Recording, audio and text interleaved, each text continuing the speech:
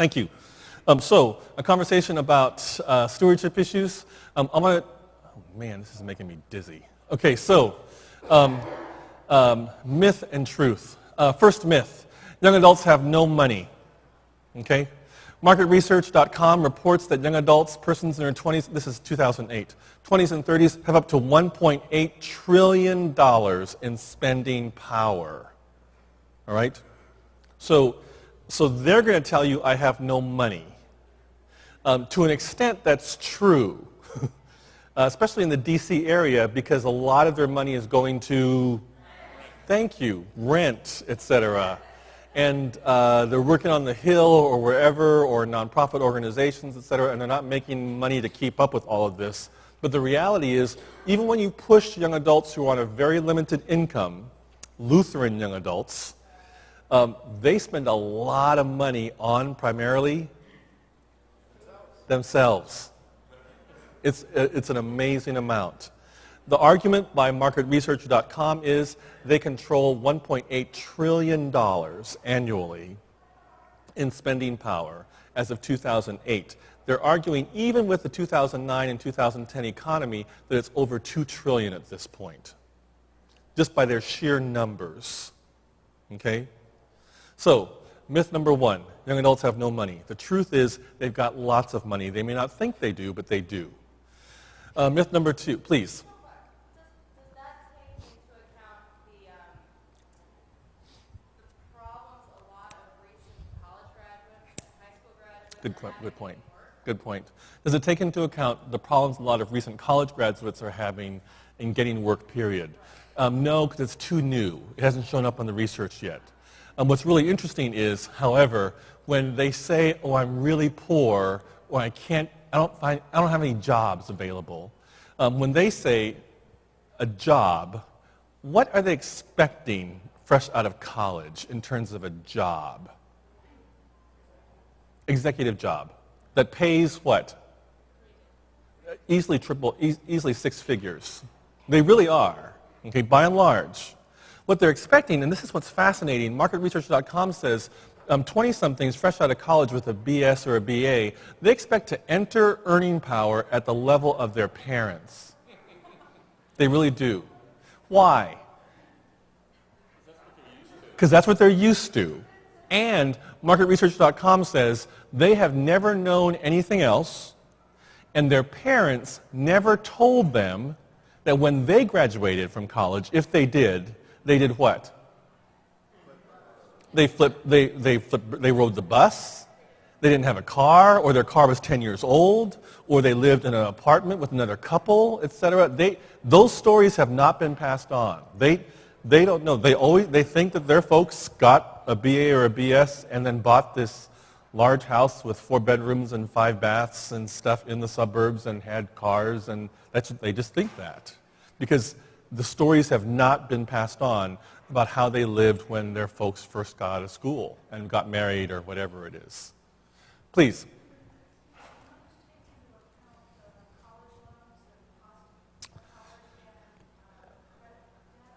Yes. Do they take into account college loans, cost of credit, and credit debt? Yes, they do. And so part of that $2 trillion in spending is that they are running up huge amounts of unsecured debt. You're exactly right. So yes, that's available to them. And so this is a in-debt generation, remarkably so. I sit on the admissions committee at Columbia Seminary, and we are spooked because we've got 26. The average age for entering seminary this fall for us is 26 years old, so they're getting younger. And we entered a class of 70, which is amazing. I mean, it's a great number for us. We usually average 55 to 60 entering class, so we're a medium-sized seminary. And so 70 came this fall. But looking at the admissions committee, there are some who are bringing in, we denied 2 admissions because they were bringing in over $100,000 in loans from their undergraduate. And we thought, we can't support that. That's not fair. You can't leave, because you're going to leave here with more debt, and we can't do that. That's just not fair. And we denied them. They got admission to 2 other seminaries and will incur more debt, I'm sure. Please.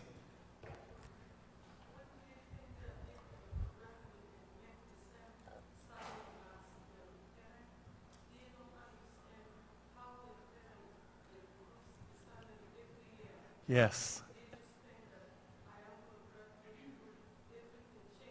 Yes. Yes. Yes. Yes. Exactly. Exactly. Exactly. Exactly. Exactly. The point's very well taken. That what these young adults haven't learned, because no one told them, is that when their parents started out, they weren't making the money that they're making now. They were making low-level salaries, and because they stayed with corporations for a significant number of time, then they were able to increase their earning over the course of time. I was talking with Cheryl. Where's Cheryl? Cheryl, you told me that your dad bought his house for how much? It was $10,000, 5 bedrooms. And I was telling Cheryl and I drove together here from the district.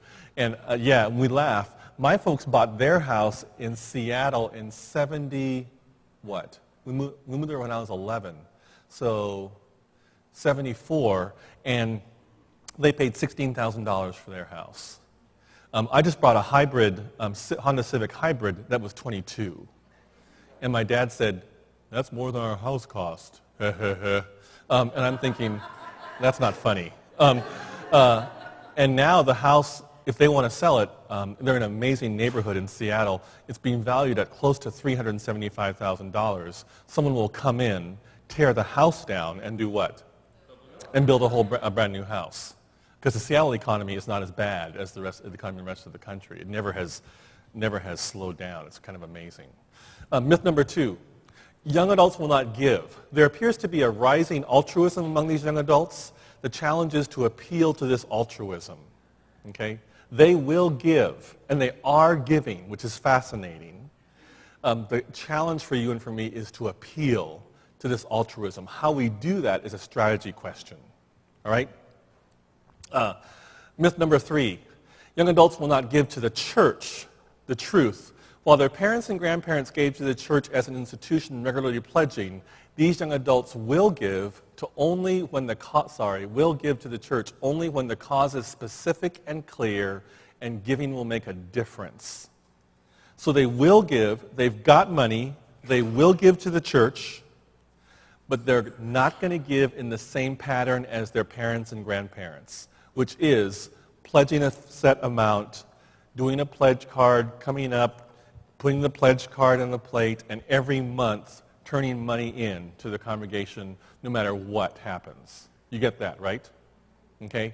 They'll give only when the cause is specific and clear, and giving will make a difference. Please. Automatic donations. Oh, great question. Gregory asks about automatic donations. If they're going to give on a regular basis, then automatic donations, debiting from the checking account, etc., is much more attractive to the generation. The problem is if you hold them up to the possibility of an automatic withdrawal versus giving for a specific cause or a purpose, they give less in an automatic withdrawal than giving to a specific cause or purpose. Why?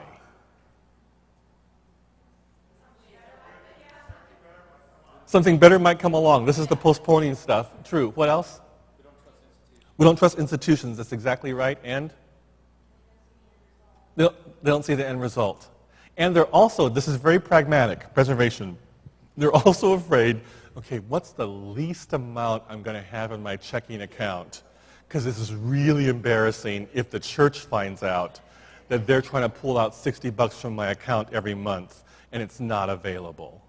So they'll go to the lowest possible imagining amount, and when that's going to go, okay, be taken out.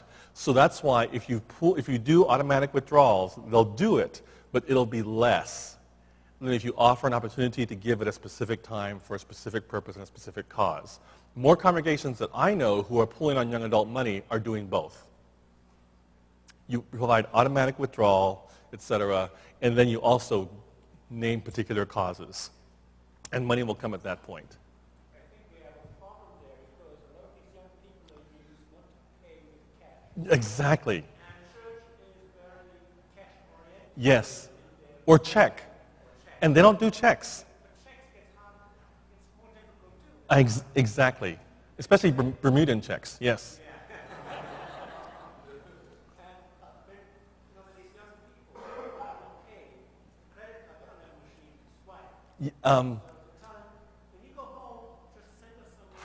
No, they'll forget. Not going to happen. So the point's well taken. That we're moving to a cashless economy. You get that, right? So as soon as if you depend upon them giving you cash, you're going to get $5, $10, maybe $20 if you're lucky in the plate, and that's it. Okay? Because it's a cashless economy. There are countless times when I don't have any cash on me, and there are some restaurants in Decatur where I live in Atlanta where they're like cash only. I'm like, excuse me? And I walked out because I don't. They said, well, there's an ATM down the street. I'm like, well, I'm not going to go down the street and get an and I'm just going to walk out and go someplace else because we're just not doing that anymore. You're exactly right. A congregation in Houston, one of our congregations, the Presbyterian Church congregation in Houston, set up for young adults. What is the number one question for a young adult couple with an infant when they walk into a church, new church? Now, nursery is important, but it's too scary.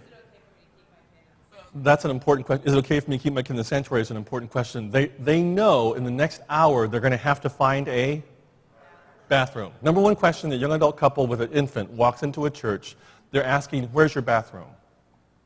So now, when I walk into any church building in the country or in the world where I'm visiting, I'm looking around to see how hard are you going to make me look for your bathroom?